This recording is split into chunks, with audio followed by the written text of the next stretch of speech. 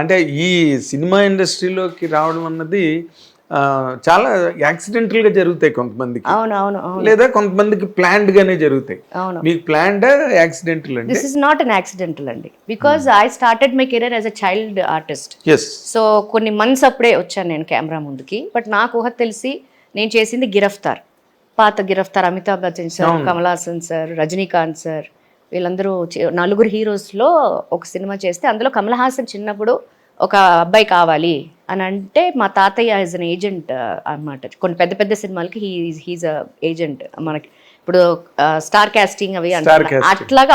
అప్పుడు ఈ పదాలన్నీ ఇప్పుడని కొత్తగా వచ్చినాయి, ఈ బ్రో లాగా అలాగా.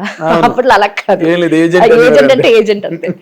సో కావాలి అన్నప్పుడు చాలా మంది పిల్లల్ని ఆ చుట్టుపక్కల ఉన్న వాళ్ళందరినీ తీసుకెళ్తుంటే నేను చాలా ఫెయిర్గా బబ్లీగా బాగుండేదండి. అంటే కాకపోతే అమ్మాయి అయిపోయాను ఇక్కడ, కావాల్సింది అబ్బాయి క్యారెక్టర్ కదా అనుకోకుండా నాకు కటింగ్ బాయ్ కట్ ఉంది అప్పుడు. ఇక్కడ నుంచి ఇలా అబ్బాయి కటింగ్ లాగా ఉండే నాకు. సో మా అన్నయ్యది షార్ట్స్ టీ షర్ట్ వేసేసి తీసుకెళ్ళిపోయారు మా తాతయ్య.